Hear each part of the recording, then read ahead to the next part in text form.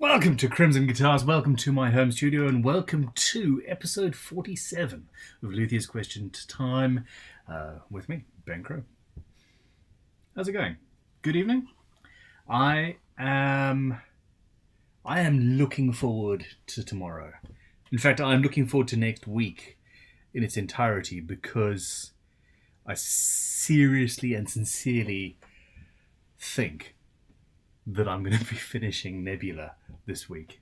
We're there, we're done, the guitar is almost complete, everything is ready for strings, bar the all-important electricery. I came in yesterday and started playing around with it and realised that the plan from day one was as flawed as my subconscious thought it would be, and I'm going to have to make a slight change, but other than that, I think we're all good. The plan was originally to have, and this is a bit of a sneak peek into the next episode, the final episode. The plan was to have a blend pot, and essentially to have the piezo coming into a pot, the magnetic coming into a pot, and then, it blending and, being nice and well behaved. The reality of it was that we're using the acoustophonic piezo preamp system, which that has the magnetic go into that as well, and there's no way to avoid that, and it just ended up being this whole supremely confusing mess. And I do wiring where I don't have a diagram by feel as much as anything else, which is not a good way. Anyhow, let us get on to the meat and potatoes of the day. We have got Lisa in with the first comment saying, ho ho ho, it is nearly Christmas. I agree. Tootum Carman, Jeff's Guitars, Rick is in the house, Dr. Michael Wallace is off to pick up food and then has a question about wiring. I'm not sure I'm the right person to ask a question about wiring, but we'll go for it. Tootem Carman is talking about the Goto tuners on his current build. We've got Stephen Clark. We've got Spike's Guitar Garage. How's it going, Spike? Joel Shapiro coming in from California, getting over COVID. Good luck with that one, Joel, sorry. There I go, trying to read far too fast. It sucks. It sucks, and we all know. So good luck from the community to you. I hope it is a swift recovery. And are you one of the people who lost their sense of smell, or is it taste, or is it both? Taste. Anyhow, survey 1 will be Ben be on time or not. I was gonna be on time, and then I ended up being about 30 seconds late because I was trying to read through some comments. It's like, whoops. But anyhow, life is good. I need some questions. So this is the questions, Luthiers question time. You guys need to send me a question or 3, and I will answer it. And when I either fall over or you guys run out of questions, we'll call it a night. Stephen from SC Guitars is one of our moderators, along with Creverai, who says, I've just signed up to Pinterest. This is dangerous. I spend enough time already going through Instagram looking at guitars. You lot might not hear from me for a few months. Pinterest is surprisingly full of incredibly pretty images of guitars, actually. Not that I have enough time to spend on social medias that I want to spend time on, but yeah, it is a problem. Okay, so Creverai is talking about his Scary Sharp system. His Scary Sharp set arrived today. I've never before managed to get an edge of this sharpness. It cuts easily through any paper and shaves effortlessly. The sharpness depends on the blade. I got the Japanese chisel way sharper than the regular ones. Japanese chisels tend to be harder steel, which is great. They last longer, but if you chip them, it also takes longer to sharpen them, unless you're using a Scary Sharp system, in which case it's not too bad, actually. He got that through Workshop Heaven. Anyway, Workshop Heaven is a company who I'm a big fan of, and they're not quite sponsors of the channel, but I pretend they are because I really like mat and what they do. So here we go. Okay. So this is a question. Everyone always seems to screw blade selector switches in from above. If you wanted to go with a super clean look without screws, how would you mount the switch from the rear from within the control cavity? I can think of lots of potential options, but there's not a lot of wood to work with. Any thoughts? There is not a lot of wood to work with. And it's also something that I haven't ever really considered, although, nice and clean idea.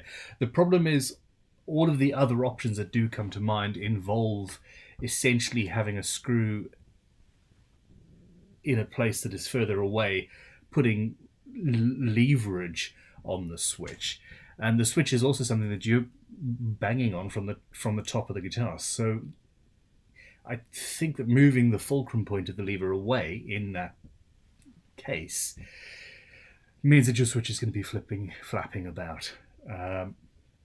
You could potentially epoxy it in place, which isn't... If you need to remove it at some point, you can heat it up a little bit, but doing that would then potentially damage the finish. I think there are ways. There are definitely ways, but it's also, it's not something that is absolutely necessary.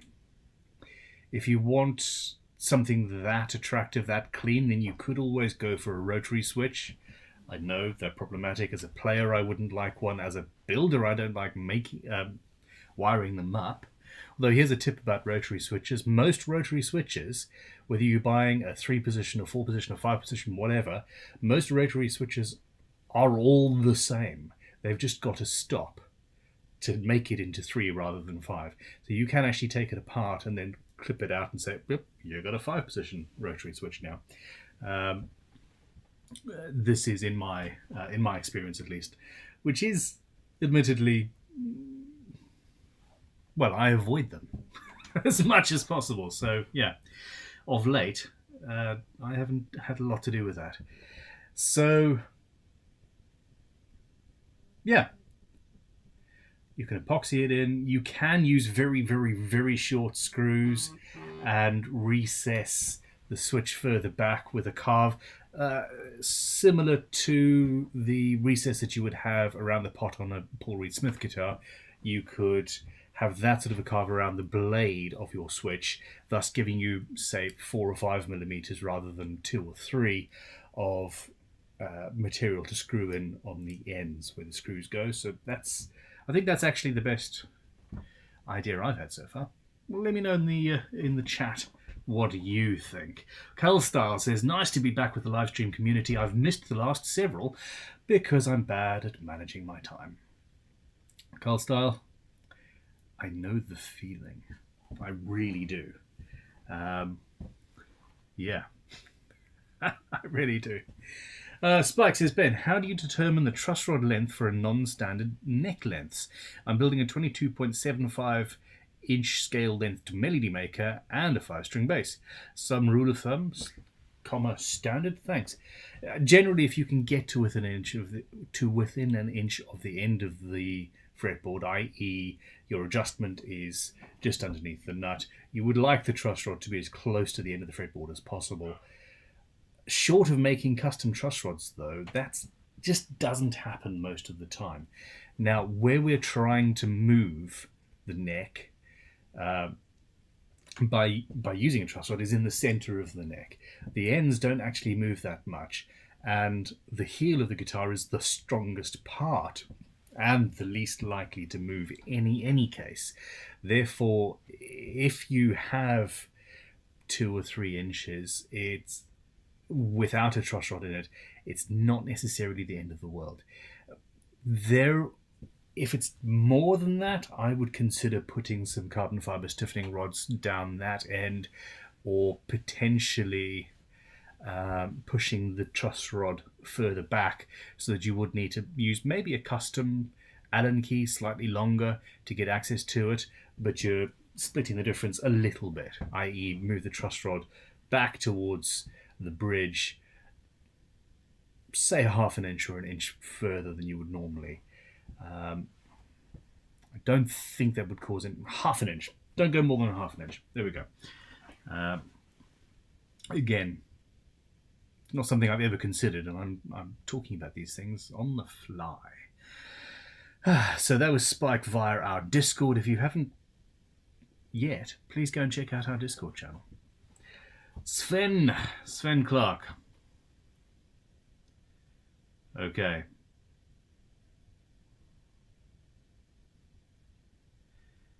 Guys, do we have a live stream or not? My stream's fine. That's from Rob Tootle. Some people are saying there's no live stream. YouTube is saying that the live stream is healthy and I've got an excellent status and all that jazz. Tutum Carman says it's fine where he is. So if you are having trouble, then you can't hear me say refresh it. If you start to have trouble, click the refresh button and we can go from there. Nothing is wrong on my side of the street that I know. Lisa is saying bugrit, which is a Terry Pratchettism. Okay. Yeah. Okay. Now, anyway. Stephen from SE Guitars says, when you were making the bridge for the original Nebula with the pins in the body, how much were you cacking yourself that it would explode into oblivion? I know you weren't 100% that it would work when you first designed it on the OG. What was it that inspired you to come up with it and give it a try? Honestly, I can't remember what I did yesterday, let alone the 3 years, maybe even longer ago when I built that guitar. But the biggest issue I had with that guitar was that I chose the wrong timber.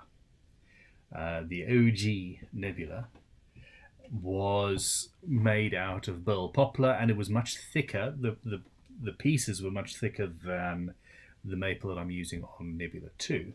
But what I was really worried about was the stability of the wood itself rather than anything else. I was not, no matter what I said in the video, I was not worried in any way, shape or form about the invisible tailpiece actually exploding or giving any issues. It was hardened steel, pins in a relatively solid, well, in a very solid chunk of wood at the base of the guitar. What I was worried about was the top just imploding because it did not have any bracing. It was just a chunk of wood on with more support than current Nebula has, but it was just a chunk of relatively weak wood. And that's the one regret I have with that build, actually. I should have at the very least braced it. Okay, so Crumpet via Discord says, good evening, Ben. Around 3 weeks ago I ordered quite a lot of tools from Crimson, but they still haven't arrived. I'm in the UK too. Got an email saying there will be delays, and that's totally fine. I get with that. I'm just wondering if you have any ideas how long they might be. Please don't take this as any sort of complaint, just a query. At this point, I would be complaining. Now, we have some serious issues with staffing, as does pretty much every single business on the planet right now. When I go into Crimson, and I'm doing it more often now, i.e. 3 or 4 times a week, my first question almost always is, so who's missing today? And the sheer amount of people that are getting pinged, i.e. in the UK, we've got a location sort of a system where if you were near somebody who had COVID and has been diagnosed with it, then you have to go and self-isolate for 10 days, which is fantastic and good and great, but it means that we're losing a lot of staff to that temporarily. And then people actually catching COVID, and we've had 3 cases so far. None of those cases then went on to transmit COVID to anybody within Crimson because we're all wearing masks and actually being responsible in that way. But, it does mean staff are an issue. The long and short of it is, I don't really know. However, 3 weeks is a little bit long. If you could please drop another email through to office@crimsonguitars.com, mark it for the attention of Ricky, and say, hey, Ricky, Ben asked me to get in touch with you about my order. And if Ricky could give you any more pertinent details, it may well be that there's a single tool that we have run out of stock of, or that there's a delay on just one thing and we can get most of the tools out to you. But at the very least, at this stage, you do deserve some more details. Thank you very much for your patience. Well, I want to get to a point, I want to stay at the point, because we've been here before, where every single order gets shipped out within 24 hours, 24 working hours at least.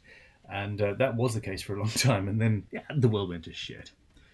But anyway, Creever says, Scary Sharp is awesome, but I'm going to refund the Japanese chisel. It chips every time I bring it, even near the wood.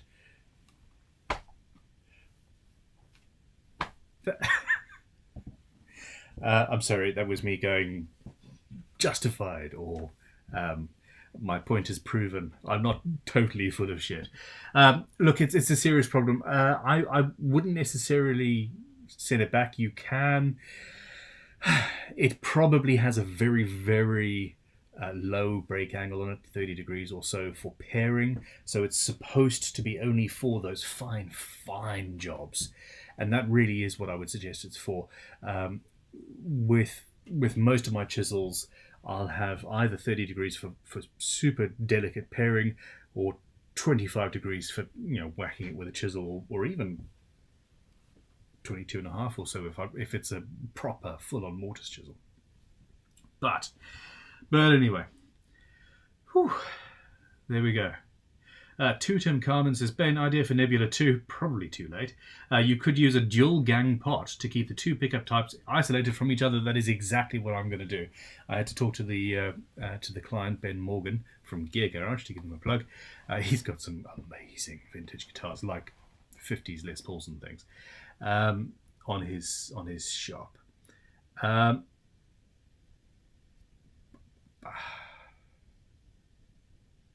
Wow.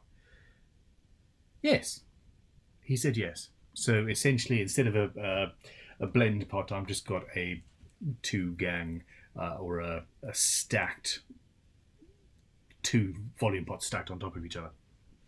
Okie dokie. Now, Sven Clark via Discord says, being a hobbyist, and he's put that in scare quotes. Where does the word scare quotes come from? That's an Americanism I picked up from one of the podcasts I listen to. Being a hobbyist, work from home in my free time builder, I noticed that I like to get out to the shop as early as 1 cup of coffee. Wow. Whereas for my day job, it takes a couple of cups just to get the motivation to get in the car to head to work. Do you see a difference in yourself of motivation and productivity working from home as opposed to when you did everything from headquarters? How has your morning routine changed? Have you found yourself accomplishing more or less, earlier starts, later nights, or can home be a distraction all its own to slow down the process? I've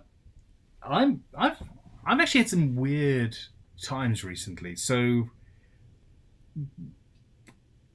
as well as everything else, I'm a parent.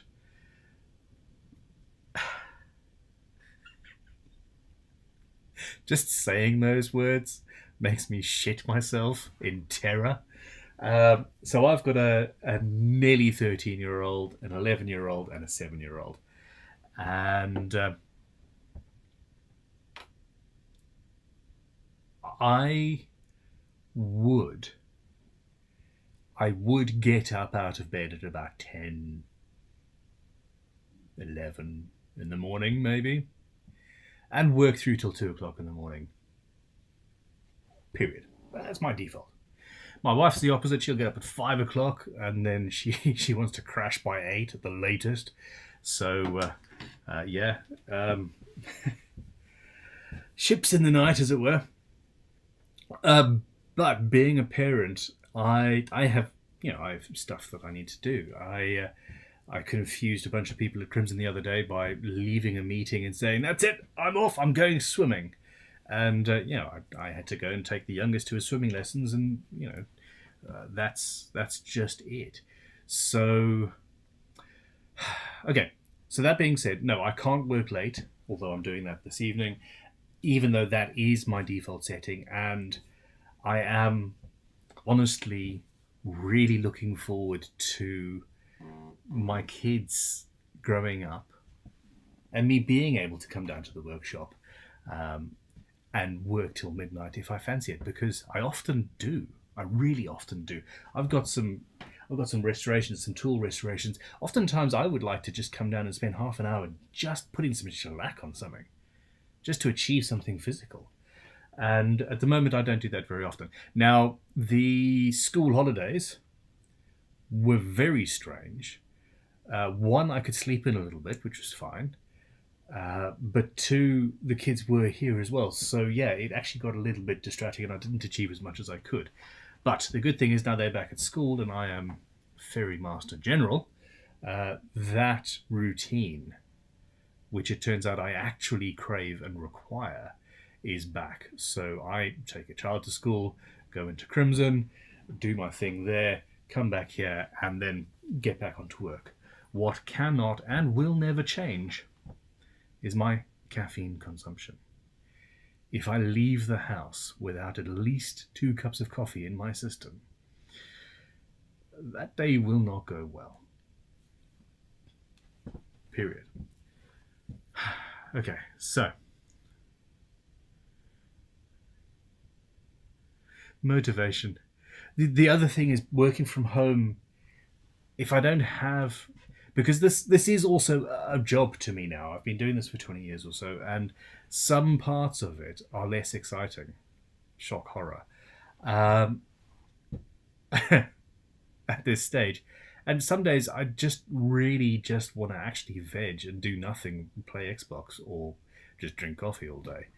And that's where the real issue comes to the fore, because I can. Whereas if I was working at Crimson, yeah, it's one of those things. Okie dokie. Okay, so this is from Stephen again. He says, sorry, it's a long one. You said before about considering live streaming simultaneously to YouTube and Twitch. I was thinking Twitch may be useful as viewers can create short clips either live or when watching the stream back. So if there are any useful questions they want to save, they can clip it and it saves to the Twitch channel. That could also be useful for making YouTube Shorts / Instagram content much quicker. You can also set up a custom emoji on the channel.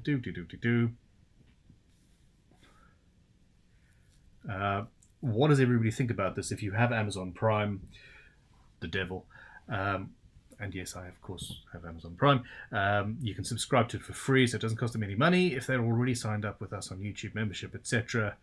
What does everybody think of this? This is coming from Stephen. I do have the ability to stream to Twitch as well from the same software. Whether my system will deal with it or not, I don't know. But anyway.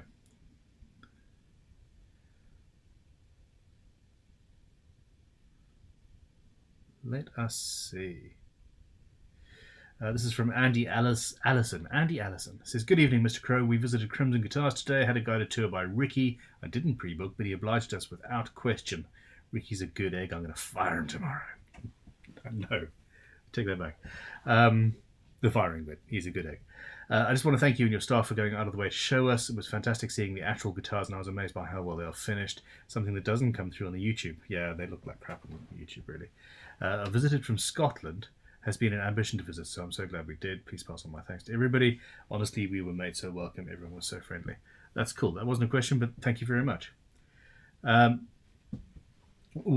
this stage, we have visitors fairly regular, so we expect it, but it's not taking enough time out of our week to cause any problems. So we, in general, if somebody's around who can give you a tour, somebody will, and it's fine. Okay, odd question from Bo Alexander. I think this is on YouTube, actually. I've seen you do this bridge set up on a previous build, and I'm curious how well it holds up. Tuning stability, finish damage from string beads, as well as possible chipping off the body. It's an elegant design, but how well is it over in longevity? So that's the hidden tailpiece. Basically, once you've put the string on and bear in mind it's on a hardened steel post that is into a sort of chunk of wood that has been finished in a very hard wearing 2-pack varnish. I want to say lacquer, but it's not. If you were constantly smacking it and changing the strings every single night, then you might end up with some damage, and I would consider maybe putting those posts into a brass insert or something like that. But in reality, no, there's no issues with the finish, no chip, no damage, none of that whatsoever. This is from Garage Master Guitar. It says, hi Ben, what size nut slotting files would you use for a set of 10s, i.e. 46, 36, 26, 17, 13 and 10?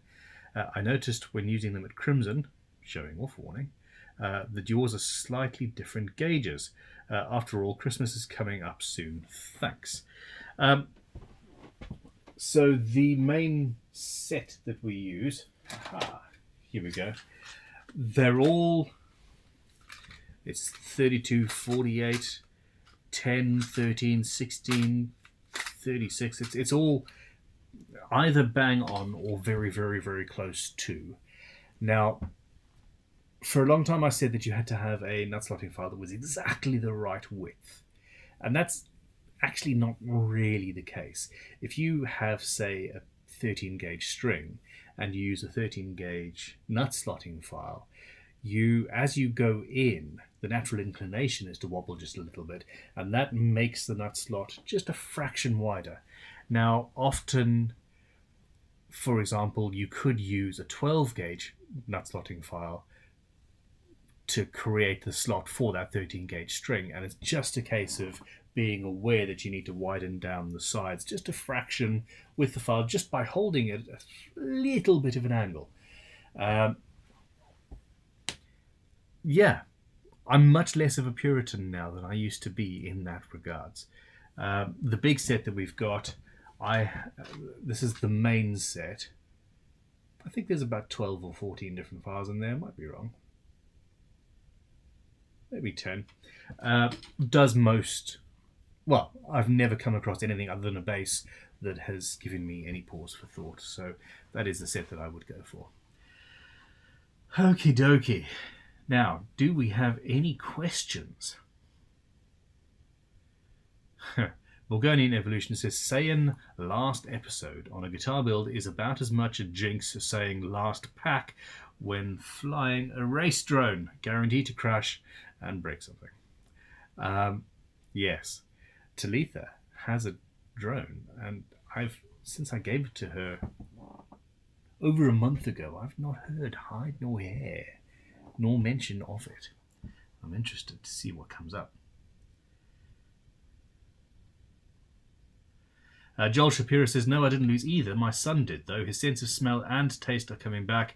I'm mostly over it at this point, just a lingering sore throat and headache. And thanks, he says. It's no worries. Dimitri says, hi, Ben. When you are new, unknown, and inexperienced, how do you decide how much you are going to charge for a build? Okay, my oldest story. There's two things. Well, you said inexperienced, unknown, and new. So none of that matters a lick. It doesn't matter at all. What matters is, where's my water? There's my water.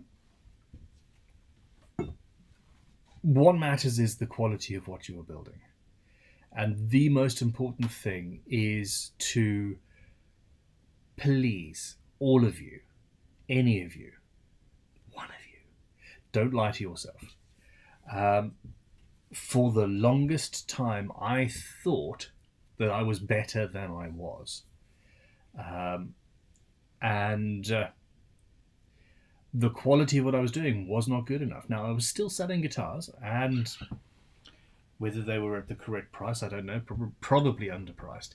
But they were not good enough, and I often rushed that the final little bit, as I've said before, because I needed the money as much as anything else. In more recent years, it was about, I needed to see the guitar finished, and I wanted to start the next thing. I love starting things. Finishing them is where I struggle. You might have noticed. Anyway, if you are 100% convinced that your quality is right up there, and I've seen first guitars that look like they've been made by somebody who's got 40 years of experience. So I don't care how long you've been doing it. I care what your eye is like, and how you can.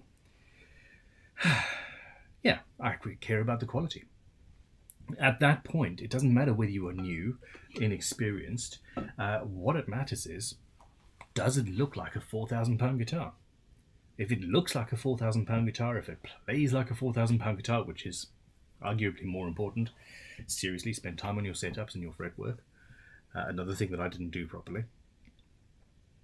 Then it's a £4,000 guitar, and you have to find the people that are willing to pay that, and that's the real difficulty that we've got here.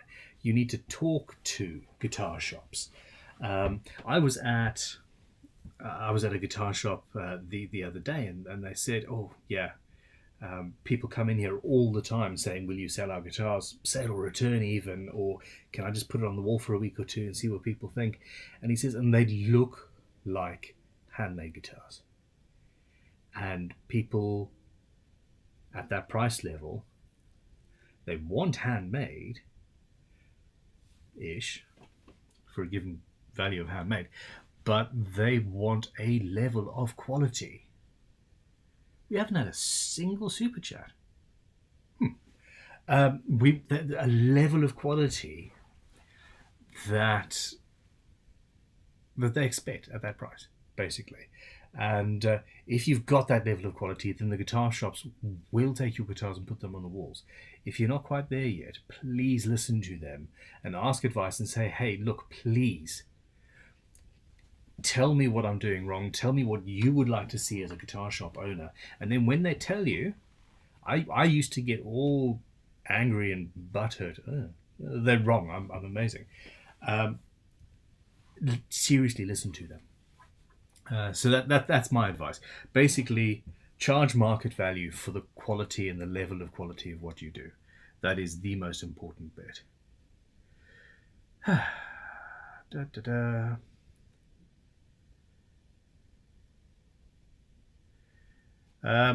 Creever is trying to correct me, but I'm pretty sure that's what I said. He says, "Sorry to correct you, but having a steeper angle on a blade makes it stronger. I could sharpen it to 35 degrees for use with hardwoods. A lower angle on chisels makes it more suitable for fine paring cuts." Is that not what I said? If I said the opposite, then seriously somebody needs to tell me off. Well, you're telling me off. Haha. Jonathan Gard asks what my bill is for masking tape and paper towels. Yeah, lots.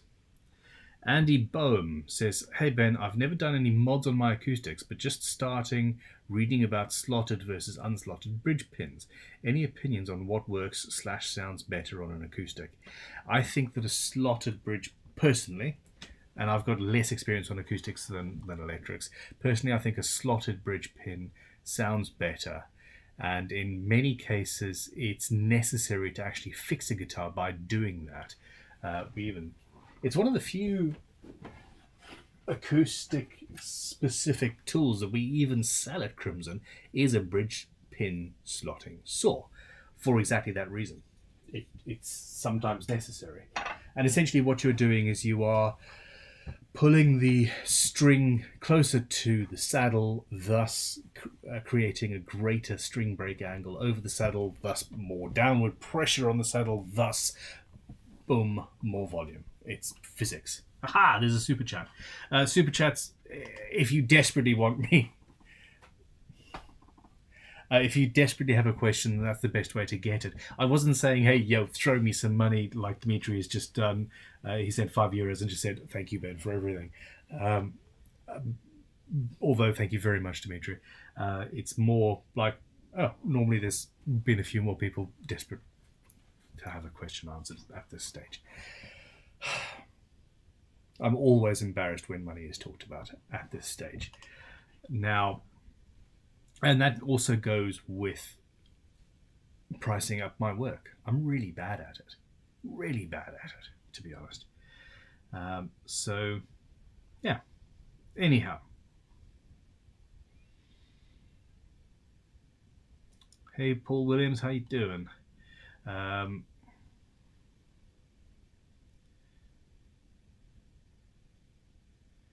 Now, questions.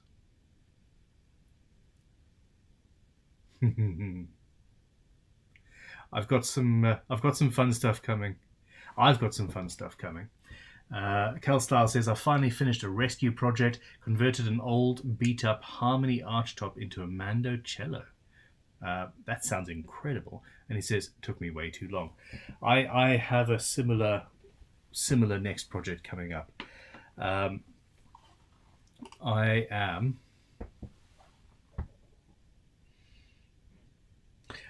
have got, apparently, there's a soft case up at the house, and I was told not to open it until I was on camera, but that I needed to wear gloves when I did.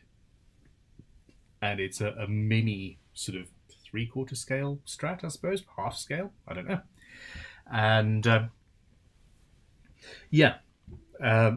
I've got that, and then at the local refuse centre or tip or dump, whatever you call it, in your neck of the woods, there was another one that I picked up for a couple of quid. And I think I'm going to have some fun with them. Anyhow, F. Dale Base has sent £5 through. Thank you very, very much. And said, hi, Ben. I just got some really nice walnut for some other creations, but wondered if I could use it for a fretboard. Pros, cons. Okay, yes, you absolutely can. Walnut is a perfectly fine fretboard material. It is often, well, it depends. American black walnut is one thing, European walnut another. English walnut, I think that's the same as European walnut, but again, where it grows makes a difference on the physical characteristics of the wood, the Janka scale and all that jazz. Now, walnut is relatively hard-wearing, very attractive, sometimes very, very attractive, and will make a perfectly fine fretboard, period. There's no pros or cons. It's potentially a little bit softer than rosewood. It is softer than ebony. It's, I think, a little bit harder than European maple or sycamore, potentially, but that's just off the top of my head. I don't have the scales in front of me. But fine. Hold that thought. Wait for a second. I said I don't have the hardness scales of wood in front of me, and then I look over there and my Wagner moisture meter is just sitting there, and the thing is, you set the moisture meter, which is an amazing tool. This is the Orion 950. Okay, you go there. I don't want to put anything down on here because of wires and stuff. It tells you the settings for all of the species, and that setting is actually the specific gravity of the wood, and that actually has a lot to do with, you know, the characteristics of the wood. So, wow. Black ash, blue ash, green ash, Oregon ash, red ash, white ash.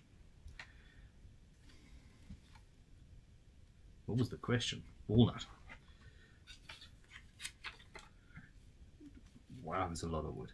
Black walnut is 0.55 specific gravity. Oh, and it doesn't have European walnut. Okay, so if we're talking about black walnut, 0.55, and then maple. No, let's go for rosewood, actually. I'm in the R's. Indian rosewood is 0.79. So, okay, there we go. Rosewood is much harder than black walnut. But walnut is much harder than spruce, cedar, tamarack, etc. Okay. Now. Oh, crikey. Questions. We have questions. Joe Smyjohn Jr. has come in with $5. Says, darn it, I'm late and I didn't receive the alert today. I am so sorry, and welcome to the party. Welcome. Franz Truter has sent 70 Rhodesian, 70 Rand. It says, evening Ben and friends. We have 77 friends online tonight. Been a while since I joined a session. It has. We missed you. I've been stuck in Botswana. I have never been to Botswana. I was supposed to go. to Botswana, and I got not malaria, bilharzia, which sounds like an amazing illness. Sounds like an amazing thing. It's basically if you have a wound and you go swimming in a lake or maybe a river where this particular type of snail lives, the bacteria get into you and basically puts you to sleep. And I would sleep for like 22 hours of the day, it felt like. That was fun. And unfortunately, I got it by walking barefoot in a lake, and some asswipe had thrown a broken bottle into the lake. And I'm like, oh, what's this? Anyway, digression. I've been stuck in Botswana. Anyway, can you please explain the shimmy at neck of a telly?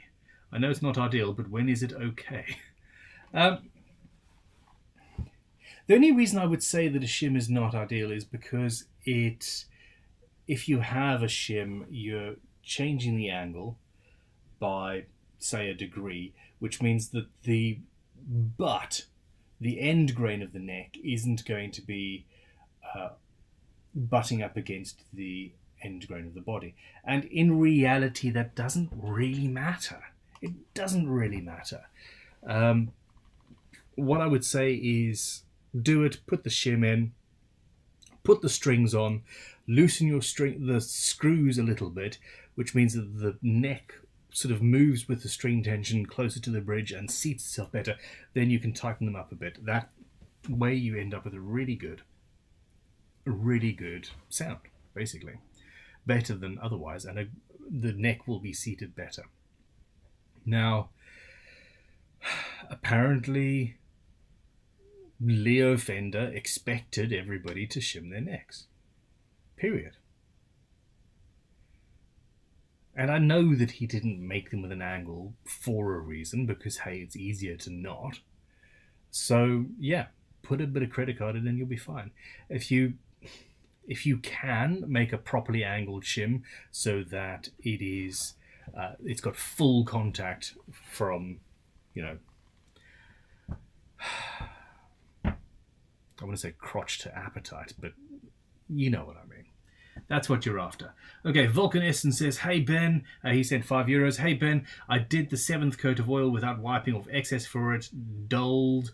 Now it's been 2 weeks and still tacky. How long will I have to wait? Cheers, V. Okay, yeah, you really do need to wipe off the excess. It's not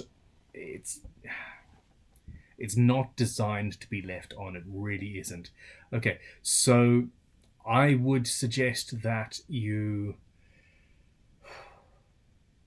get some tissue paper and basically apply another coat of oil. If you are lucky, the new coat will rub away all of the tacky excess. And then after 10 or 20 minutes, depending on how warm the workshop is, wipe all of the excess off and you should end up with a perfectly flat finish. If that does not happen, then you need to flood the guitar with guitar finishing oil and rub it in with 1500 or 2000 grit wet and dry paper. That will knock all of the high pieces down, rub the slurry into any grain, etc., and you will end up with a very, very nice finish.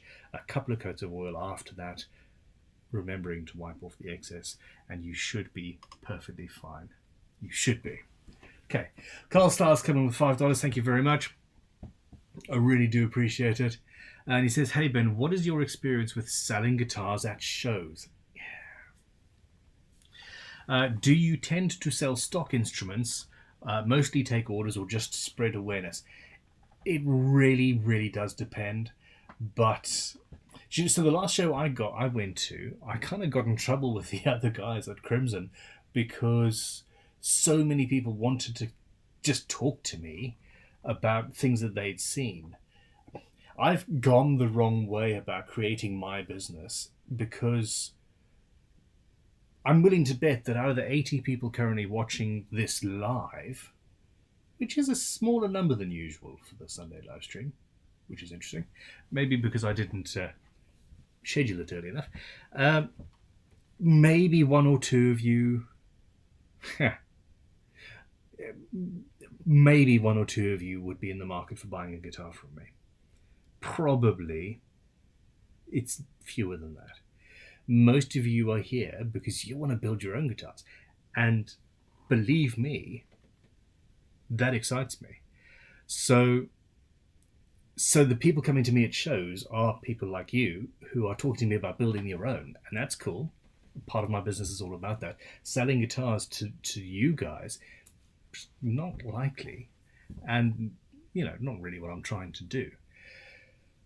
So, the people who were coming, they were talking to me, taking me away from people who would potentially buy guitars who don't watch the YouTube channel. And it was sort of creating a bit of a log jam around the people who were trying to actually sell guitars. So that's my experience, which doesn't really help you in the slightest, so I apologize. Now,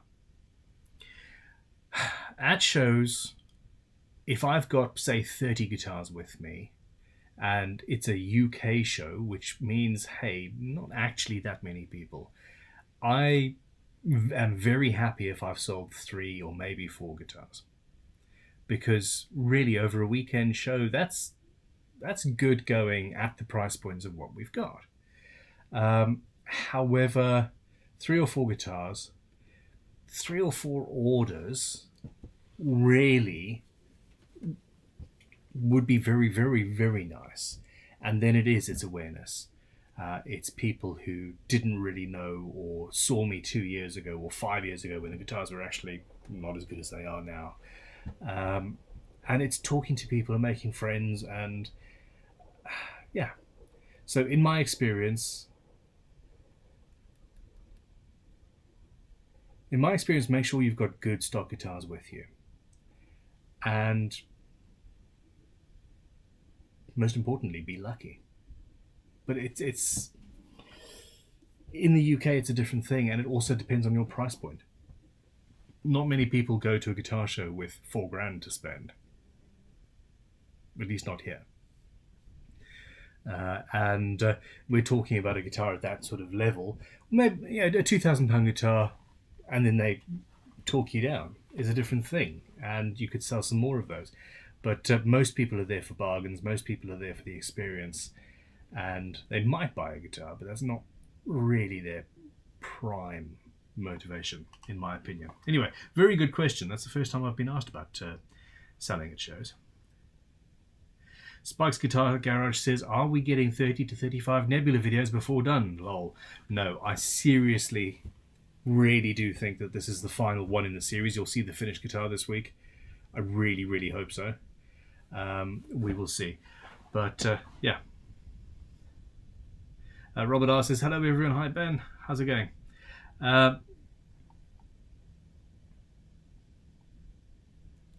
Questions. Okay, there's a question.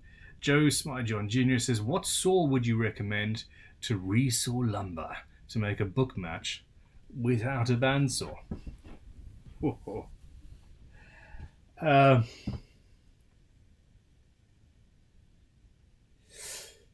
So a bow saw, which I don't have here, and I do need one soon. I'll need one for my hand tool only build, to be honest. It's 2 pieces of wood with a blade down the bottom, a piece of wood in the middle, and then a tensioning device that pulls those together, thus putting tension on the blade. It goes, and then the blade is nice and tight. And you can use a bandsaw blade as that blade. That would be very good. The thing is, you can also put the blade at an angle so that the body of the saw doesn't hit the wood, and you can go through very thick stock. Other than that, just a good old, really sharp. A modern hardpoint toothed saw is pretty good. It's designed to cross-cut more, really. You could get a rip saw, which is what we're talking about doing, really, and that would have much bigger teeth, 2 or 3 TPI. But most people don't have those sorts of things. VintageToolshop.com does, but yeah. For a single cut, I wouldn't say go and buy a 30 or 40 quid saw plus shipping from me. Even though, hey, we appreciate your support. I would suggest make friends with somebody who has a big bandsaw. Basically.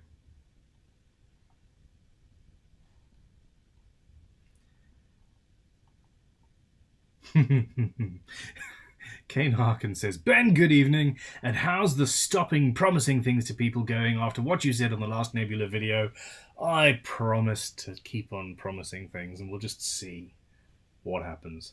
I promise a hand tool only build at some point.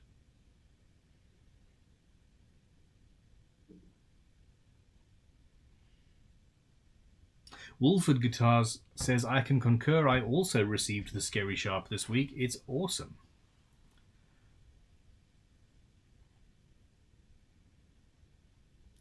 Okay. Questions.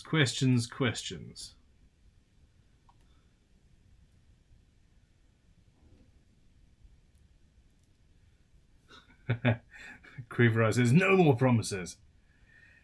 I'm coming to the point where you'll notice I haven't put a Wednesday video out recently. If I don't have anything major or interesting, I'm not gonna do one. I would rather wait a week and you guys just see stuff that's worth having. I do have an incredible little saw that I want to restore. It's going to be a 10-minute video, if that. Yeah, there we go.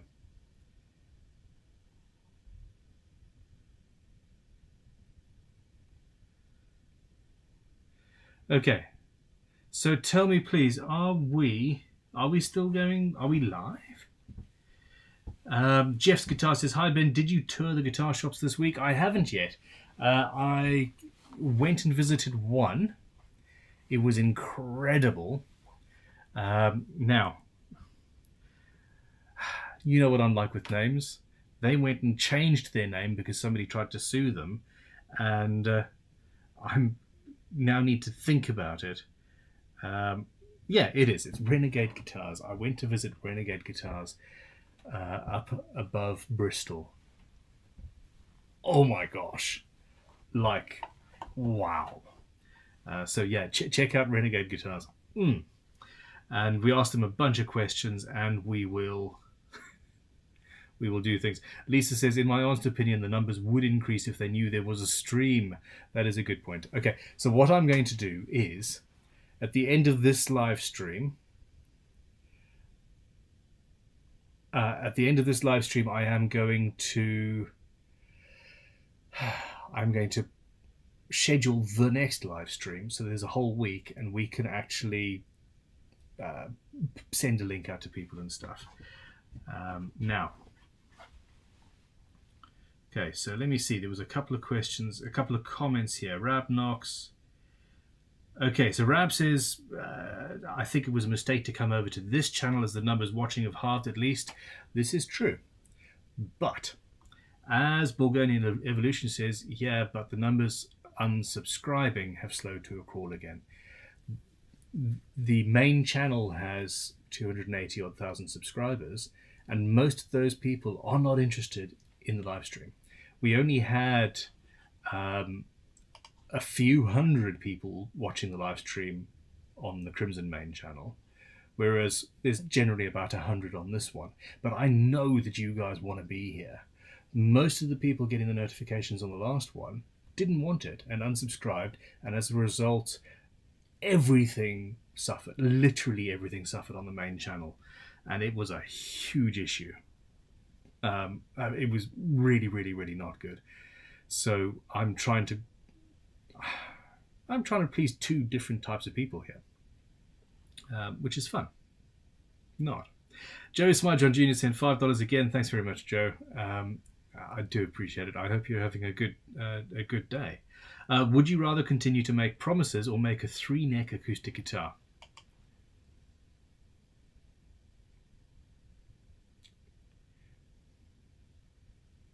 Are you in my mind?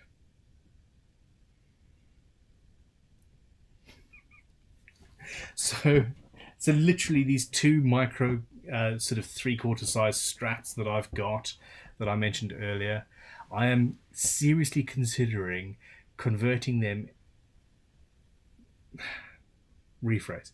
Taking those two instruments and a Crimson kit and making a 3-necked instrument for fun.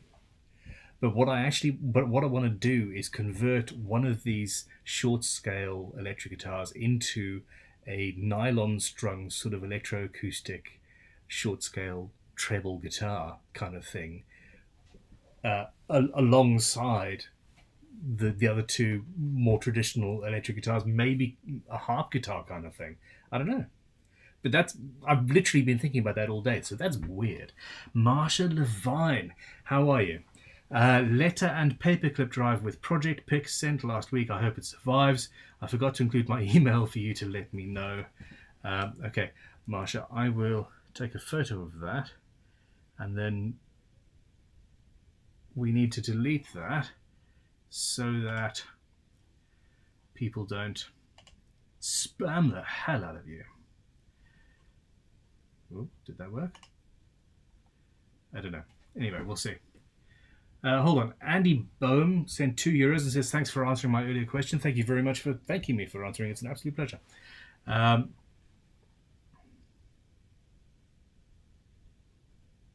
Stephen Clark says, I sure am not in the market for a Crimson custom build. I truly wish I could. Maybe one day. Dude, seriously, it's an absolute pleasure. Doing what I do is what I do, and it's fine. I would love to build thousands and thousands of guitars, I think. Be careful what you wish for. But honestly, if I never built another guitar or I never sold another guitar again in my life, getting other people to build guitars and to make things and to fall in love with tools, that is reward enough for me, in all seriousness. So yeah, it is what it is. And one day, hopefully, you will come in and you know, I'm working on some big things at Crimson, and whether it's a custom order or a production instrument, we should have things for all sorts of different budgets and interests. So we'll see. Whew. Okay, Derek Keller says, my acoustic bass has some small buzz happening all along the A string, both open and fretted. Action is high currently, including the nut needing to be filed down. Any idea where this buzz could be from? Literally anywhere.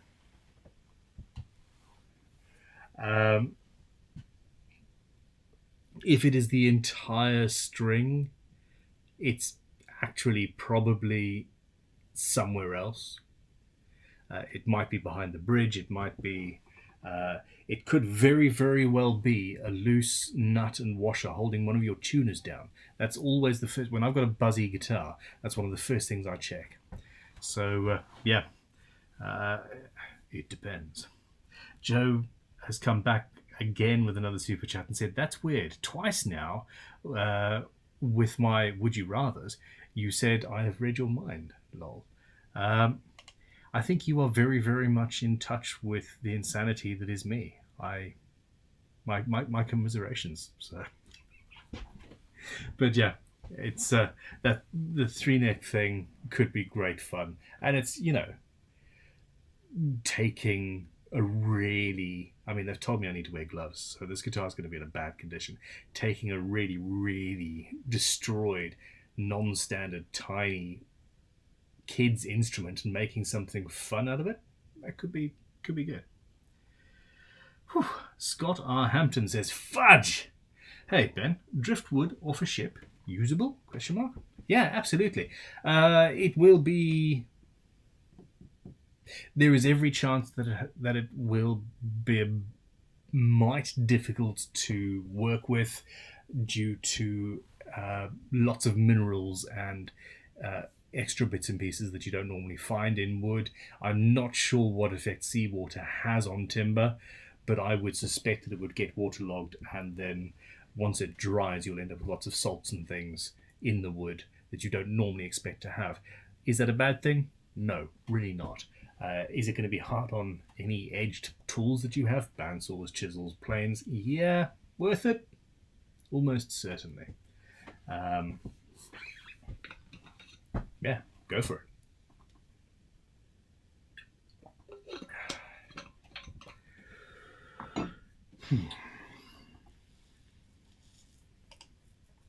Spike's Guitar Garage has sent €5. Thanks very much, Spike. And said, what is the best, easiest to play size fret for a beginner or even senior to use, making decisions on my 22.75 Melody Maker size build?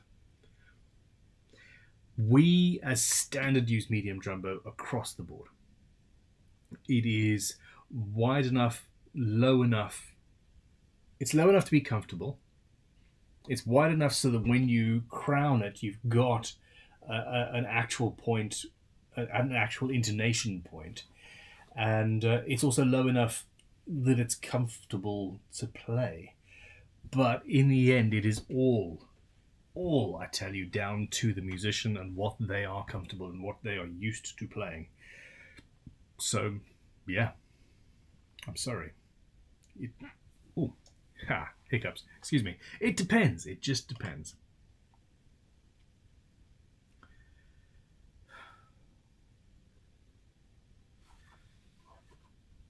Black walnut Janka, 1.011 pound per square foot. English walnut, 1220. Indian rosewood, 2.4 pounds per cubic foot, I assume, actually. Sorry. So, yeah, I was completely off. Walnut is about half as... So the Janka scale and the specific gravity are not as related as I thought they were. Who knew? Thank you, Alan, for letting me know. Now, David Clare has come in with £4.50 and said, I found the channel last month. The Nebula build is incredible. Thank you very much, David.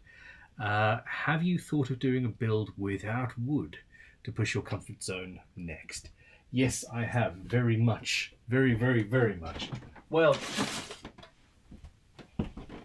okay, so this is a guitar I've been dangling in front of people's faces for a long time, which is the twin neck, Star Wars universe inspired beastie. The design changed. This was the original sketch. The design changed over time as I drew it out full scale. I do want to build that, and the necks will be timber, or at least as planned will be timber, but everything else will be a sort of a white perspex or acrylic. Not cast acrylic, it's a sheet material. My GGBO build, which was a guitar that actually, well, check it out. My GGBO 2021 entry will delight and dismay you, and by the end, you might no longer be a fan of the channel. But the design is great, so that the next version is going to use a lot less wood, and the whole design is about reducing timber consumption. So that one, the neck and various other bits and pieces are, I hope, going to be made using a composite material made up of either paper or fabric and resin. Now, the and resin bit is the bit that gives me pause for thought, but we'll see. We'll get there. Joe's come back again and said, how would you make an acoustic bridge with adjustable bone saddles? I have a few ideas, but I'm not sure how to implement them yet.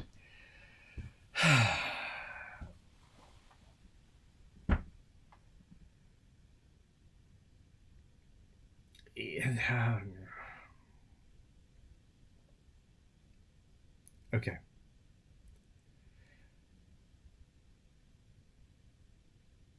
The only way that I can see that you could do it, that I can see off the top of my head, and it's a long time since I've thought about this, is to have essentially each saddle is a little saddle, of course, but the saddle itself is not adjustable, but it is easily replaceable, and you have a range that you provide for the guitar. So you will make a saddle and it'll be intonated to this point, and then you carve it a little bit closer and a little bit closer and a little bit closer, and you ship the guitar with, I don't know, 11 different little bits of bone for the person to play with. Not huge amounts of adjustment either. But in the end, it's also not necessary. You don't need adjustment. That's the problem. With a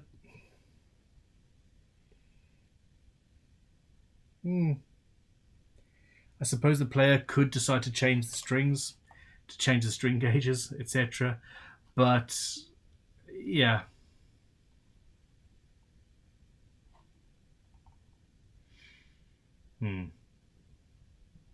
Difficult question. What does everybody else think? Alrighty. Now,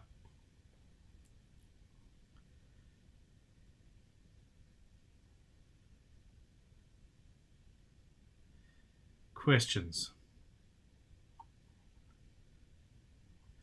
Bear Branding Co says, sorry I'm late. What did I miss? A slow descent into madness, although this stream I have not mentioned the tears of virgins in comparison to expensive tone woods, etc. I saw a little edit of my, well, some people thought I was a bit tipsy at that point, but anyway.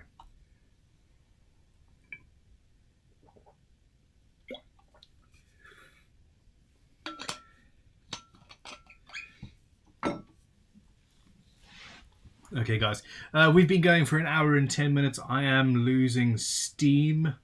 I have not had enough coffee today. This is for sure. Stuart Grice says, I'm coming on a 6-day course.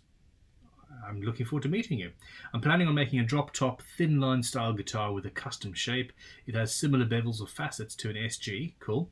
I've made 4 guitars in lockdown, but never a neck. Achievable. 6-day course. Absolutely. Yes. So let me unpack this. Bevels and facets, etc. similar to an SG. Even if you do, planning on making a drop-top, thin-line style guitar with a custom. Basically, yeah, absolutely. If you are planning on using a template, it would be better for you and more financially viable for me. If you asked us to laser cut one out for you beforehand, we will have to charge you, but it means that during the course you're not wasting a half day making a template. If you are not going to bother with a template, which is what I would suggest, though please listen to the teachers, just draw the shape out, bandsaw it, and then get the final shape on the oscillating spindle sanders. That's how I do things. Whether that's how the teachers in the school actually want to teach, yeah, I'm not so sure. But yeah, I'm looking forward to having you on the course. And yes, you absolutely can do that emphatically. Guitar with a top on a 6-day course, even a custom shape is absolutely viable. So yeah, looking forward to meeting you. Dave sent £5, says, ugh, there's a huge spider on my bench. Should I attack it, run away, or ignore it and continue this very intricate carving job I'm doing? Yeah. No, you have to catch it and then rehome it somewhere far away. Humanely, please don't kill it. The issue is there's the woods just off the side here. There's actually a bit of a pond, a rather large pond there, with lots of mosquitoes. So at this point, my dislike for spiders and my intense dislike of mosquitoes and flies is warring with each other. So yeah, we'll see. Vulcan Essence come and says, "Hi Ben, on your Cyberpunk 2077 build, how would you have joined the halves with a resin instead of perspex? Silicon mold or tape at the edges? Cheers, V." Silicon mold. Well, not silicon mold necessarily, but a mold of some sort.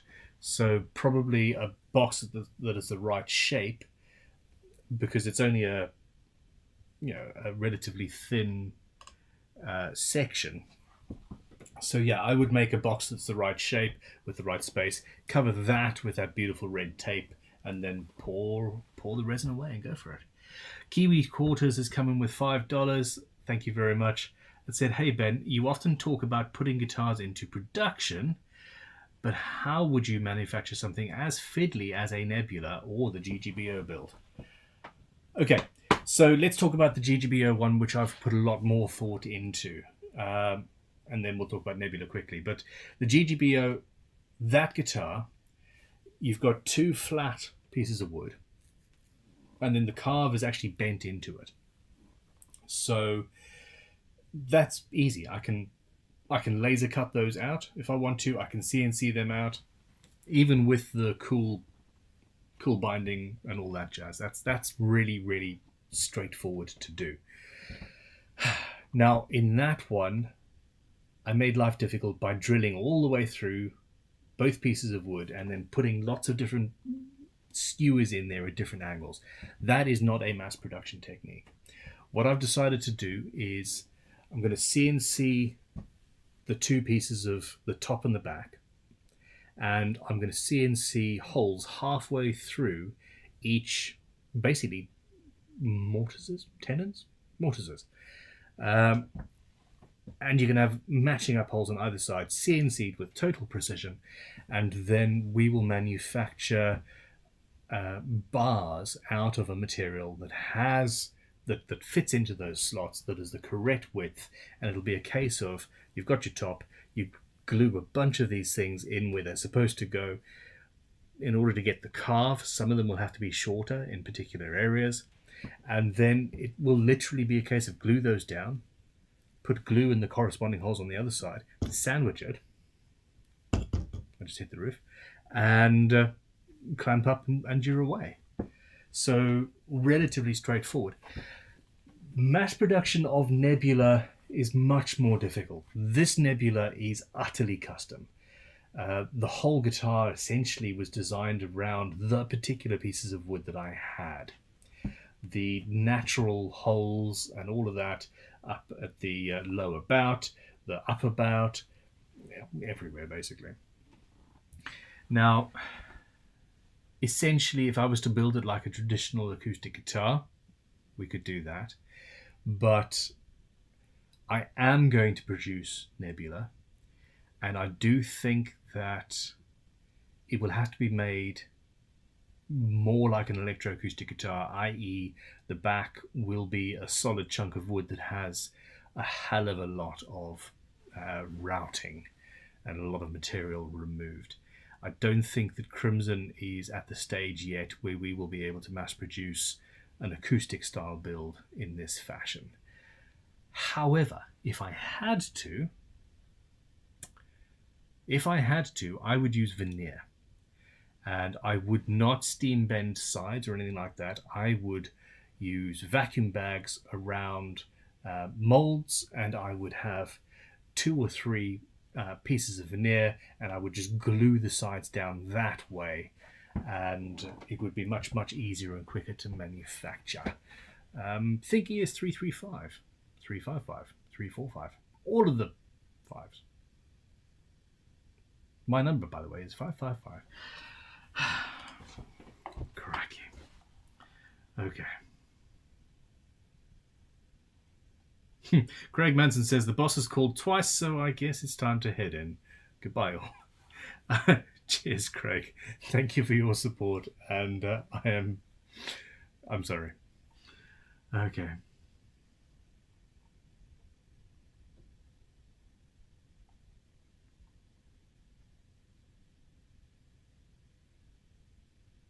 Stuart Grice says, "Thanks, Ben. I've drawn out the template, and yep, I will need you guys to layer it out." Catching, cool. If you've done the drawing, actually, that's the bulk of the work. The bulk of the money is actually getting us to draw it properly. If you've got a digital drawing, that's going to be great. So, yeah, send it through. We're happy to laser it out for you. Our laser. Oh, I'm really excited that we've got a laser cutter. It does make some things much easier. Joe's back again. Thank you very much, Joe. He says you can use binding screws to replace those dowels you used on GGBO. It would be a bit stronger and create a Faraday cage as well. That's all well and good, except I don't have the foggiest clue what a binding screw is. Are you talking about sex bolts, perhaps? Binding screws.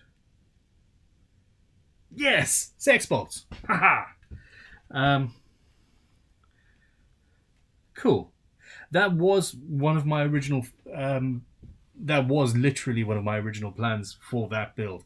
The issue is, from the out, it looks very freckly, and I don't like that look anymore. Whew.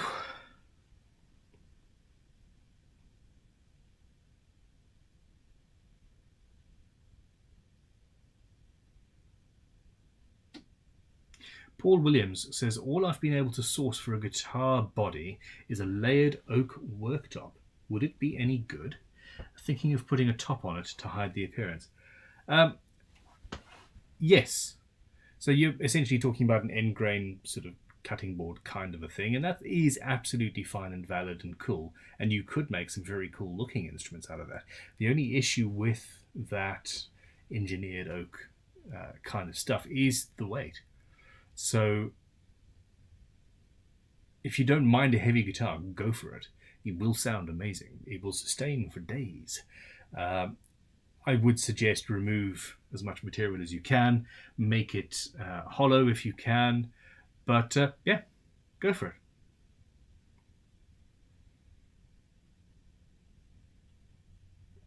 Joe Smyjohn Jr. Is talking about, I'm building my own thickness / drum sander, which is incredibly cool. I was tempted to do that myself. Rob Tootle, question. To resolve a discussion with Lisa.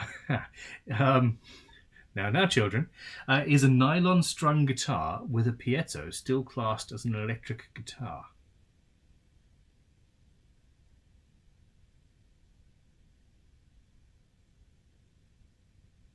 No. It very much depends. Okay. You can take an acoustic guitar that has never had any pickups and add a piezo pickup. That doesn't suddenly turn that acoustic guitar into an electric guitar. And I don't know who falls on what side of this, so I'm not being biased in any way, shape, or form.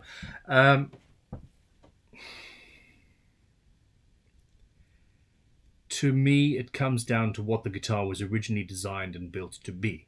There are nylon-strung electric guitars. The Gibson Chet Atkins, for example, is one. The Godin latest numbers, AX something, maybe? I don't know. That was designed as an electric guitar.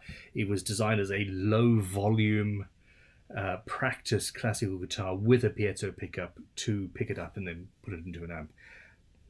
So, and that would be an electric guitar. I think that basically you guys need to agree to disagree or meet in the middle and call it an electroacoustic guitar at that point. So once you add in the piezo pickup, it becomes an electroacoustic guitar. I still have a hankering to own a Yamaha APX7 that I desperately wanted when I was 18 and couldn't afford. For some reason, that's just popped back into my brain. Bloody hell. They're 10 a penny at the moment, aren't they? I really... Guitars are weird.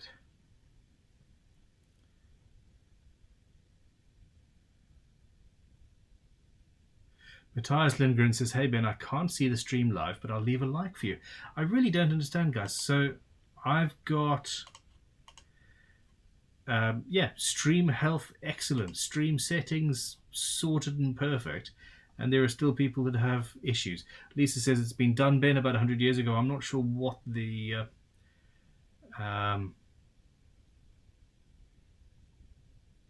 Fabric Mike Carter, there we go. Mike Carter.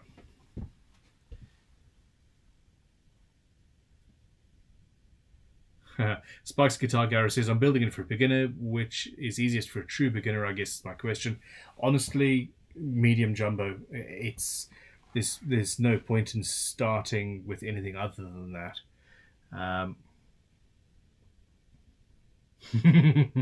David Clare says, I did see the GGBO. I did like the front. Not so keen on the back. Thank you very much. So, okay, if you're still talking to me after watching that build, we're good. It's excellent. I'll look forward to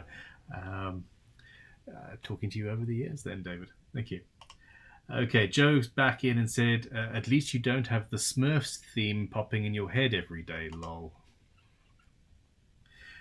Don't ask me. We were...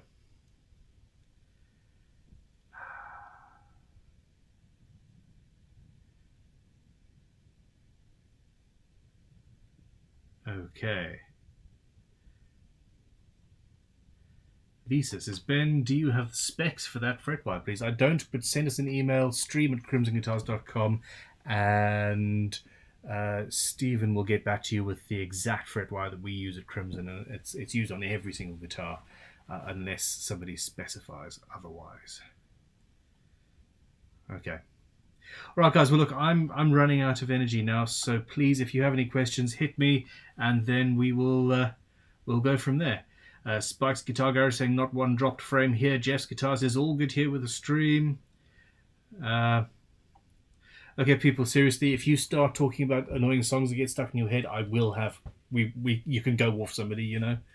Let's just leave it at that and not try and get songs in heads.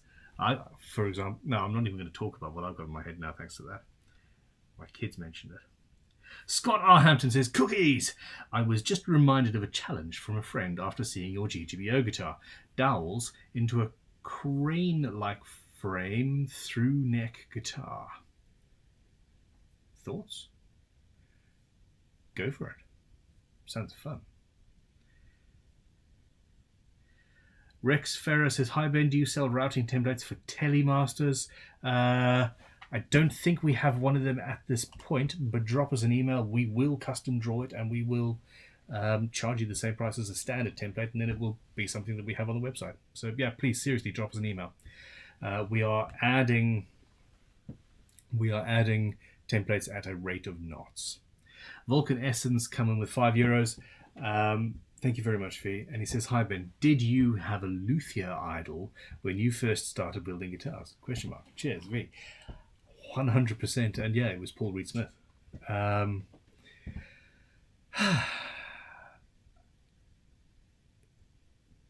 Yeah.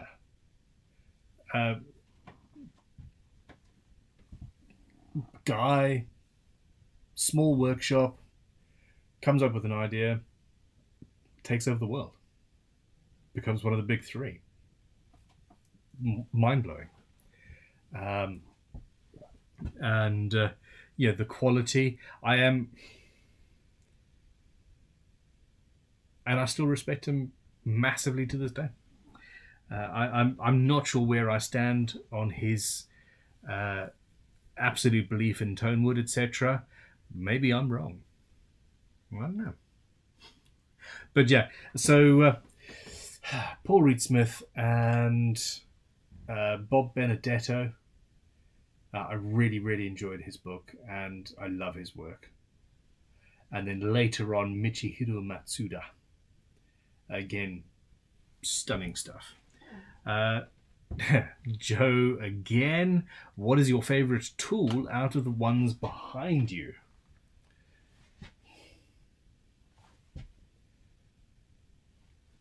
Okay.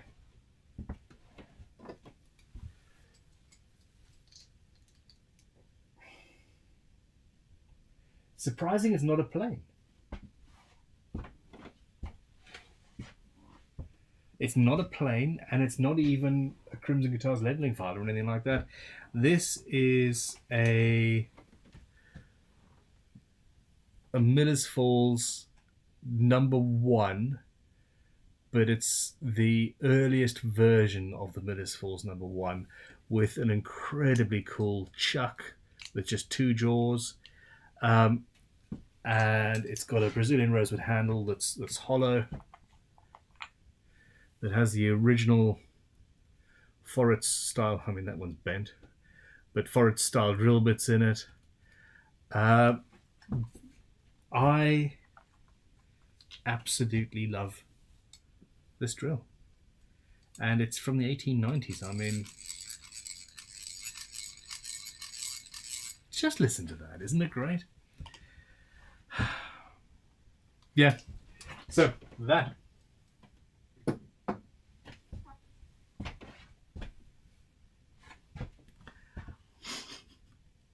I feel guilty about saying who my favourite plane is, my favourite tool is in front of my other tools.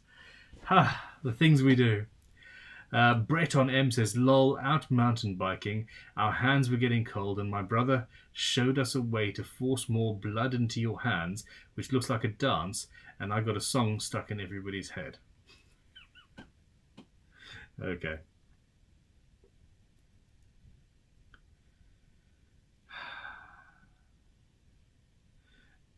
Stephen says he knew it was the egg beater. Okay.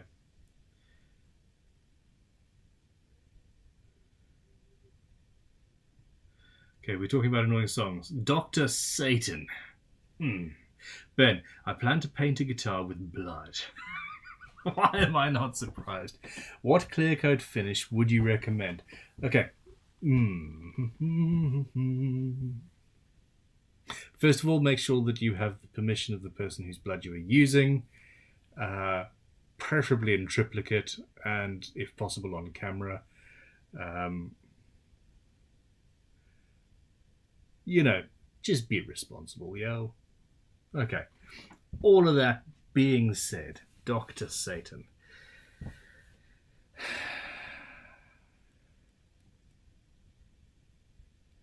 Ibanez have done this. Ibanez used blood in the DNA series. It was Joe Satriani, I think. Isn't it funny that I can't get the... Anyway, basically, he says that the actual red colour in the swirl is his actual blood on those guitars. I'm not sure if that is true. Okay. But he says this in an interview. I've seen it. And he says, yep, that colour, that there, that's my blood. Okay. So that being said, it must be possible to use a 2-pack polyurethane varnish over blood. I am uncertain myself, and I would say you have to test it. Okay.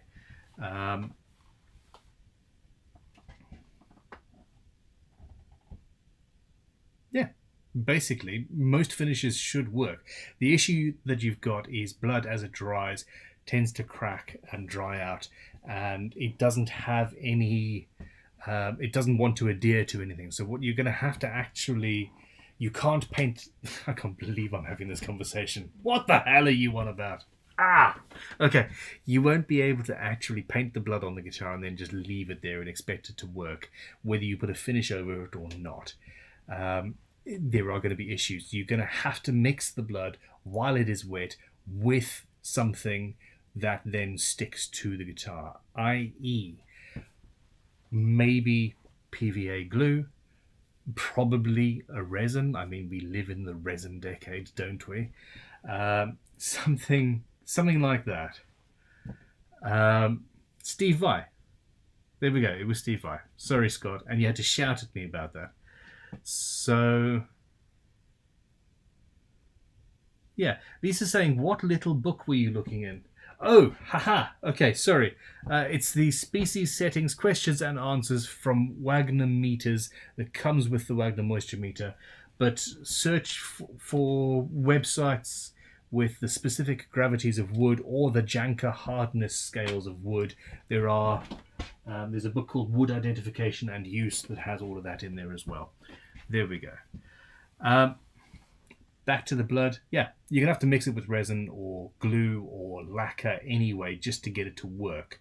So blood is mostly water-based. You want to mix it with a water-based lacquer. QED. Go for it. That's yes, and Dave makes a good suggestion and says, look, I'm not entirely sure that the blood would stay red. In fact, I'm fairly sure that it is UV sensitive and over time will turn brown. So there we go.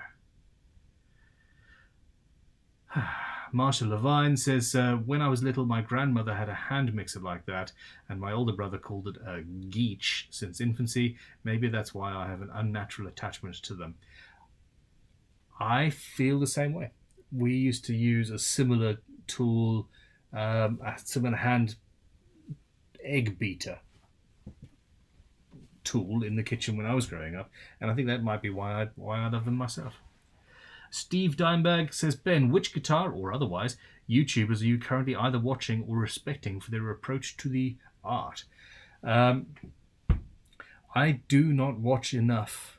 I'm either working or parenting or sleeping at this particular point.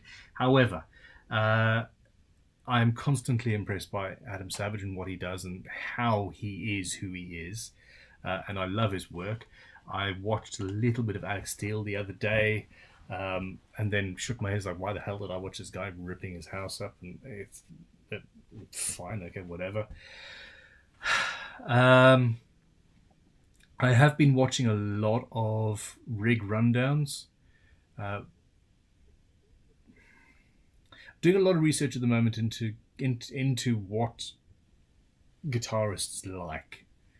And for a long time, I thought, hey, I should be telling them what they like. And then I realized that actually, I'm a bit of an idiot. So there we go. Ozirioth sent £5. Thank you very much. And says, I've seen a video from Dylan Talks Tone about scale length and note points generated that influence tone. Which point of the pickup needs to dissect these tones? Okay. Rephrase. Scale length and nodal points generated that influence the tone. At which point should the pickup be to dissect these notes? Okay.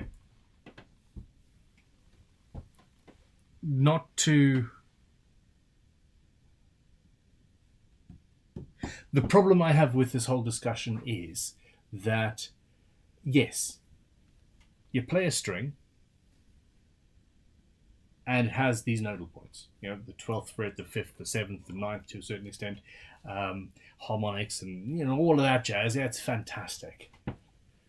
The second you play a chord, all of those nodal points change and shift because you've changed the scale length. You've changed the length, the effective length of that string. So, basically it makes no never mind whatsoever. If you are only and solely going to play open strings, then in my mind,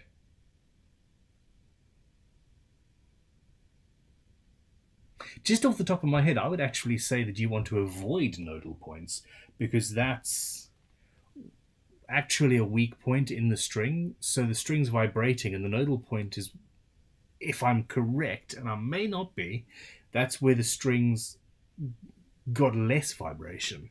Therefore, the pickup's going to be, picking up less. I might be wrong. I haven't watched that video. I haven't thought about it since Paul Reed Smith himself talked about this and used this as a justification for a 22 fret instrument rather than a 24 because he wanted the neck pickup at the 24th fret because it's a nodal point. And the second he said it, I was like, dude, that don't make sense, yo. And I moved on. So There we go. Joe Smyjohn Jr. has come in with a $10 super chat. It is all bright yellow and stuff. Joe, I really do appreciate your support, man. Seriously, thank you very much. Okay, he says, for me to answer that other question, I would say driftwood guitars, i.e. Guitar builders who inspire you and who you're a fan of. I don't really count Adam Savage in that list because he's more of an engineer than a luthier. Okay, sorry, now the other question about YouTubers and people on YouTube that you're enjoying watching. I mean, I suppose it goes without saying. Yeah, you're watching, you're talking to me, it's fine, it's fine. I get it. I don't need to have people. Could you imagine if I was that prissy? Okay, yes. Driftwood guitars do awesome stuff. Was that question specifically about guitars, or was it just about YouTube in general? I apologise if I went off-piste. Although Adam Savage did make a guitar case once. He sewed one. So, yeah, it's alright.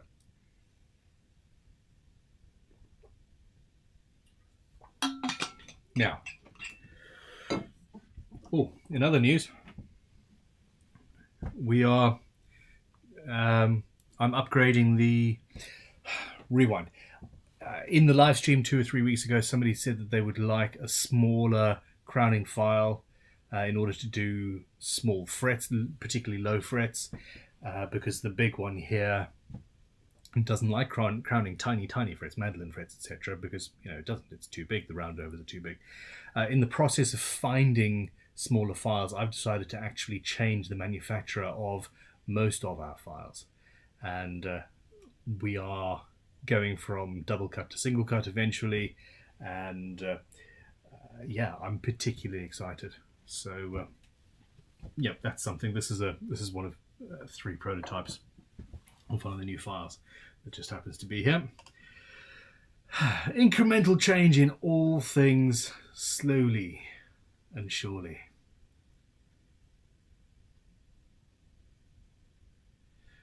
Osirio says, yes, you avoid the nodes and dissect them in the middle to get the most vibration. Pickups go there.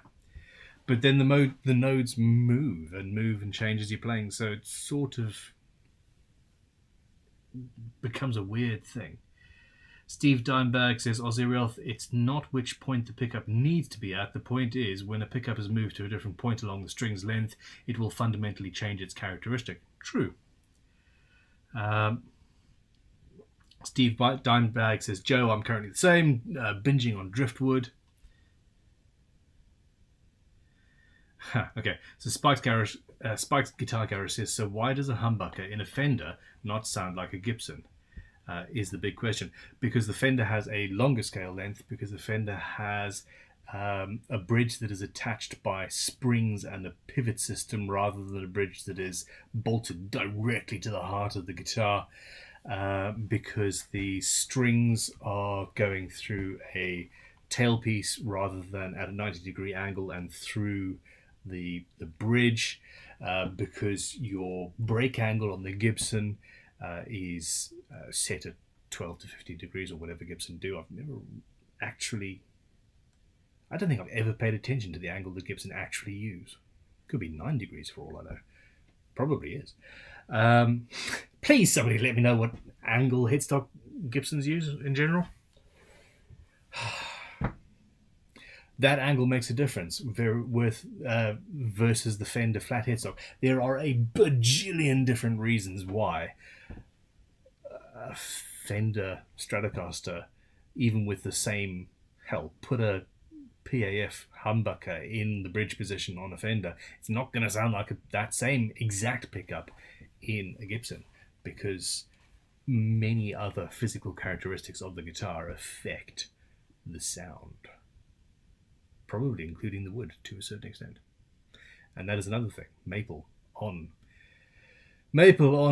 mahogany with a glued in mahogany neck versus alder or something soft like that and a maple neck bolted on. The two are not the same. Bum bum bum. Okay, so everybody's saying that driftwood is... I think I need to find him and really, really, really watch. Come on then.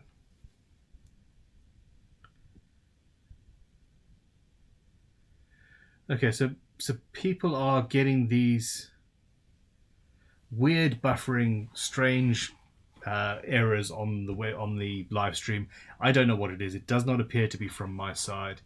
I've got perfect stream health. Many of you are watching perfect stream health, but yeah, I don't know. Joe, dude, seriously, another $10. Here is an idea for you to increase your number of planes. Since on Instagram you agreed that you don't have enough, I would say build a wooden hand plane to add to your collection. I will. 100%. I'm going to be doing some hand tool builds moving forward. There are...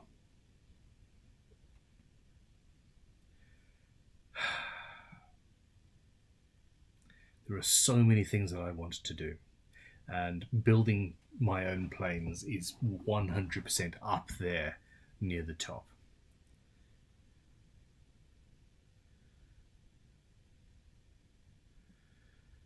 Stephen's talking about buying a kid's electric guitar as well.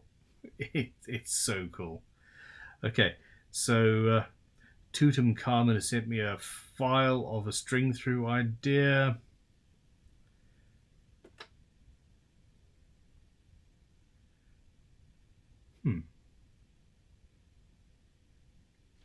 Interesting. Oh, come on. Okay, fine. Come on then, everybody. We are... I'm calling it. Derek Keller says, idea for true temperament crowning, custom designed file shaped like a skeleton key where the file is cut into the tooth.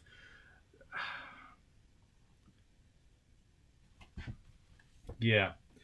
Lisa says, do you have a spoke... Sorry, okay, let me not go over that. Yes, essentially you would need to use a riffler file type tool.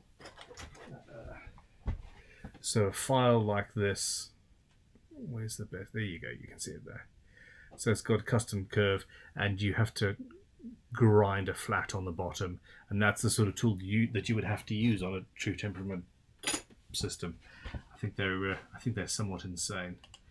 Vulcan Essence coming with €5 and said, hi Ben, I have a bad kit with a veneer book matches a centimetre off the centre. Any tips how to cover it up without spray painting a solid colour? Cheers, V. I would 100% go in and inlay a piece of wood down the middle. Or something like that, yeah. Basically a piece down the middle. Even if you put some abalone down the sides or multiply binding or something cool down the middle and turn it into a feature. Other than that, well, you don't really have any, other than painting, you don't really have another option.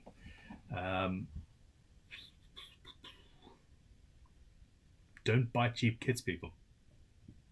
Or do, because of the challenge. I mean, you learn so much. I don't know. It's a difficult one. Lisa says, do you have a spoke shave missing behind you? I do. So there was a Clifton, essentially a scorp, basically, really deep spoke shave, bright and shiny and obvious, that was there that I'm going to be selling through the tool shop because, to be honest, it's not something I'm ever going to use. I love the look of it, but I'm trying to declutter. Yeah, I know, the horror. I am trying to declutter. And we will see. Marsha Levine says, I'm waiting for a Ben Crowe Crimson Guitars hand plane with bated breath. Believe me. I really, really appreciate that. You guys are so cool. I will. I am. I've got one. We'll get there. Okay. Alan Barnes says, Ben, is there really a difference between a Fender scale length and a classical scale length? It really is. I mean, it's only an inch. It's not much. But yeah, it does make a difference to how the strings sound. And how they vibrate, and more importantly, actually, how they feel to the guitarist. I think that, it's one of those incremental things. An inch of difference in the scale length is admittedly small and will have a small effect, much like a rosewood versus an ebony versus a maple fretboard, for example. There are bigger things. The total mass of the guitar will make a difference. The headstock angle will make a big difference. In the end, the setup is a large percentage of the quality of your tone and sustain and all that. How close the pickups are to the strings makes a massive difference. How strong the magnets are and all of that. But yeah. Lisa says, how much for your scroll saw? What the Hegner? They're like 400 odd quid. You do not want me to ship a Hegner to you unless you're in the UK. If you're after a Hegner scroll saw, drop us a line. If you want a Stanley 5.5H, drop me a line. Joe Smite John Jr. says, declutter? Lol. Don't you mean reorganize to make room for more clutter? I think you might have me there, sir. I think you have me. Yeah. Bonehead Guitar says, now that Nebula is wrapping up, I'm curious to see what's next for Ben's workbench. It's going to be a different workbench, for starters. I am going to be working from home forever, to a certain extent, and I think that there will always be a Saturday video that is a long-term project that will be from this workshop. I hope, and I think, and that's my current plan. I am building a new workshop. I am going back to Crimson, and I will be there more often. I am taking control over the whole production department myself. And I am also... I'm going to be training the Luthiers there in how to film themselves. And I will be working with them to do cool custom instruments. And you will have, as well as the Saturday video, you will get lots of one-off builds in a single. Here's 45 minutes, start to finish. Ben and team, Ben and co, or team and a little bit of Ben, or just team, will make something, and you will see it come together from start to finish. It's like, poof, here we go. Some cool music, some cool guitar building. At the same time, I'll be doing the main builds on the Saturdays anyway, hand tools only and all those jazz. But that's the plan, and I am super excited about that. Last call for the super chats. That's from SC Guitars. Ken Walker saying sausage sarnies. I completely misread that for a second. Been following you since the middle of lockdown. Thank you very much for your support, dude. And I've been inspired to attempt to build a bit like your Star Wars idea, Ben. Well, I have done the thing and talked about it and showed it and then didn't do it. So quite frankly, I deserve for other people to do it first.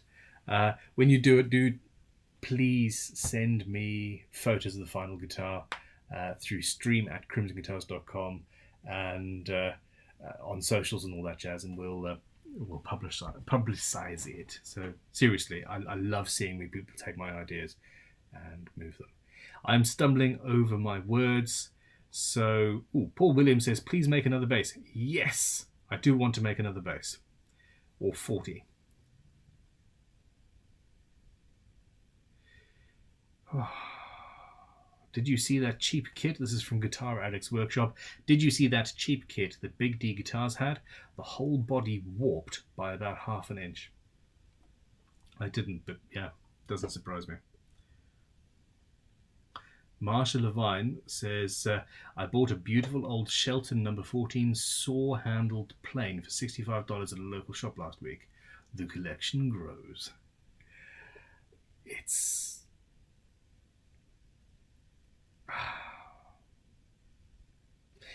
equal parts the treasure hunt and the sense of completing something and having a set of something, and the fact that these somethings can then be used to make other things that other people want and feel the same way about.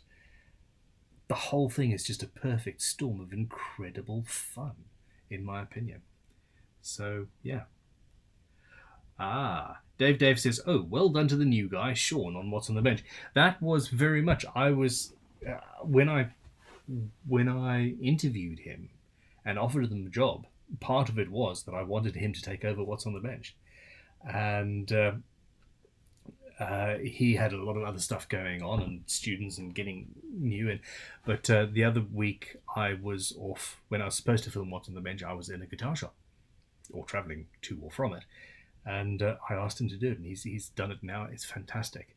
The plan is that he will actually, in the not too distant future, be doing What's on the Bench and then coming through and interviewing me and the production team. And maybe I'll then follow him through and talk to the students with him. But yeah, I'm really happy and really proud of what he's doing, and it's cool. Okay. Steve Dimebag says, I spent 4 hours of my Friday night sharpening old school Sheffield chisels that I got for a snip on eBay. That is the thing. Graham B says, do you remember your first plane? I had a really crappy block plane that my father got me when I was like 6. And I think that was pretty much it.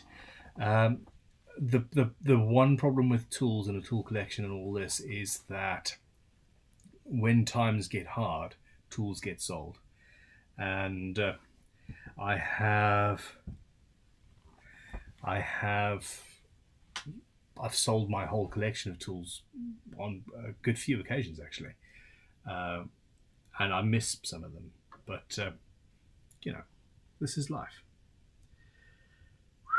Marsha Levine says, my grandfather had well over 500 hand planes in his collection before it was broken up at his death. I will never reach even close to that, but I shall try. Wow. Marsha, we really do need to talk. Okay. Look, everybody, I'm going to say goodnight. I really appreciate your support. I love this. I really do love this. I'm sorry if the stream has been spotty for you guys. I would obviously prefer that were not the case. Yeah, but it is what it is. We live in a world where nothing goes right. Joe's sent me a boxing Japanese dog emoji kind of thing, which is super cute. The world is so awesome. You guys rule.